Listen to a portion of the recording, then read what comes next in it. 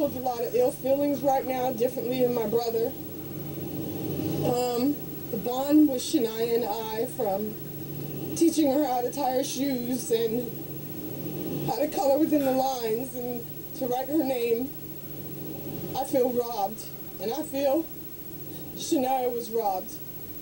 She was very intelligent, and she had such a wonderful, kind soul, and her spirit and smile brightened every day of everyone she touched. Grieving aunt, Shaniya's aunt there, fighting back the tears and the emotions as we also grieve the loss of a beautiful 5-year-old girl. Taking your calls on this, 1-877-TEL-HLN. Her own mother is facing charges of selling Shaniya for prostitution as a sex slave. We also have a Mario McNeil, a convicted felon, accused, excuse me, of kidnapping Shaniya. Let's listen to another 911 call. Naki, let's get the one set up about what Shaniya was wearing. Again, this is her own mother, Antoinette Davis, what we believe, at least at this point, faking a 911 call, talking about what her little girl was wearing. Let's listen to that. She's mixed. Okay. She's biracial. What was she wearing? She's wearing just a blue, big old blue shirt with designs on the front, but her hair is out. Okay. Did she have on any pants? She didn't take no shoes, no pants, no nothing. Did she have on underwear? Yes, ma'am. Okay. What do you know what color? They're white and got pink. I guess I can't really remember. They're like white with pink designs on them.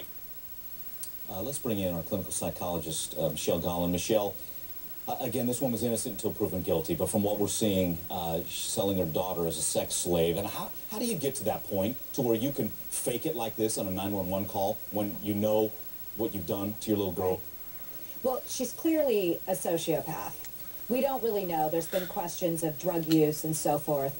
But, I mean, this crime is horrific. And I have to say, the amount of issues involved in this also that needs to be noted is pedophilia in the sense of the selling of Shaniya. And I think, Mike, as a country, we need to look at the sentencing of pedophiles and what is happening.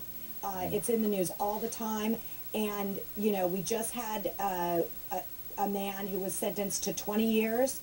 That is not enough. No. At all. Ugh. And 27 years would have only been the maximum. That's the maximum.